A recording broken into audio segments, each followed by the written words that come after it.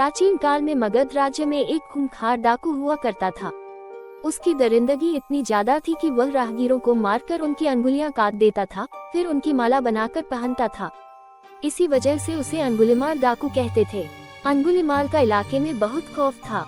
एक बार गौतम बुद्ध अपने शिष्यों के साथ उस राज्य में विहार कर रहे थे। वह एक गांव में पहुंचे और रात्रि विश्राम किया। वहां के लोगों में एक अलग तरह का खौफ था। जब बुद्ध ने उनसे डरने की वजह पूछी तो उन्होंने कहा कि हमारे पास के जंगल में अंगुलीमाल नाम का एक खूंखार डाकू रहता है। वह लोगों को बहुत बेरहमी से मार डालता है। यहाँ और आसपास के गांव के कितने ही लोगों को वह मार चुका है।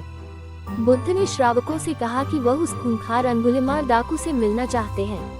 तब लोगों ने बुद्ध को उसके पास जाने से मना कर दिया। उन्होंने कहा कि उसके सामने जो भी आता है वो उसे छोड़ता नहीं है।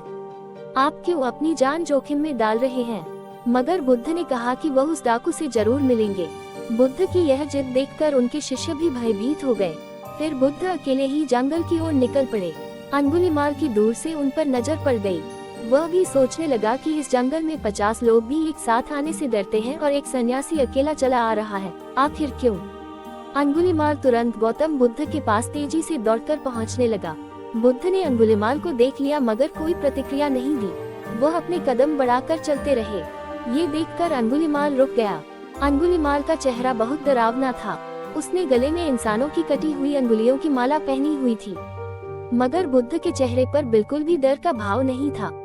अंगुलीमाल ने बुद्ध से कहा कि हे सन्यासी, तुम्हें मुझसे डर नहीं लगता क्या? मैंने न जाने कितने ही लोगों को मौत के घाट उतारा है। मेरे गले में लटकी यह माला इस बात की गवाह है। बुद्ध ने बड़ी शालीनता से उसका उत्तर दिया। उन्होंने कहा कि तुझसे भला मैं क्यों डरूं?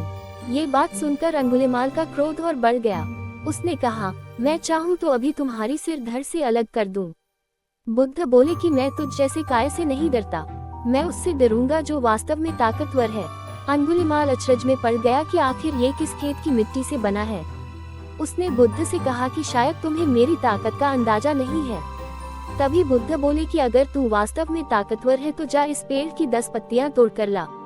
अंगुलीमाल की हंसी फूट पड़ी। वह राक्षसों की तरह जोर जोर से हंसने लगा और बोला, बस सिर्फ 10 पत्तियां? अरे पत्तियां तो क्या, मैं पूरा पेड़ ही उखाड़ ले आता हूँ। बुद्ध ने कहा कि पूरा पेड़ उखाड़ने की कोई जरूरत नहीं है, सिर्फ उसकी 10 पत्तियां तोड़कर लाओ। अंगुलीमाल तुरंत पेड़ के पास पहुंचा और 10 पत्तियां तोड़कर वापस बुद्ध के सामने आ गया। उसके चेहरे पर हंसी अब भी खिल रही थी। अब बुद्ध ने बोला कि जाओ इन पत्तियों को जहाँ से तोड़ा है वहाँ वापस जोड़ दो। अंगुलीमाल की हंसी अचानक गायब हो गई। उसने कहा, ये कैसे हो सकता है? एक बार टूटने के बाद पत्तियां वापस कैसे पेड़ से जुड़ सकती हैं? फिर बुद्ध ने अंगुलीमाल से कहा कि उस चीज को तोड़कर कोई ताकतवर नहीं होता जिसे वापस न जोड़ा जा सके। तू इंसान का सिर धड़ से अलग कर सकता है, लेकिन उसे वापस नहीं जोड़ सकता। असली ताकत तो उसमें होती है जो टूटे हुए को वापस जोड़ दे। बुद्ध की बातें सुनकर वह चुप हो गया था। उसके पास बुद्ध के कथन का कोई जवाब नहीं था। अगले ही पल अंगुलीमाल गौतम बुद्ध के पैरों में पड़ गया और कहने लगा कि उन्होंने उसकी आंखें खोल दी हैं। अंगुलीमाल ने बुद्ध से उनकी शरण में लेने का आग्रह किया। बुद्ध ने अंगुलीमाल को अपना शिष्य बना दिया और बाद में वह संत बन गया। Thanks for watching.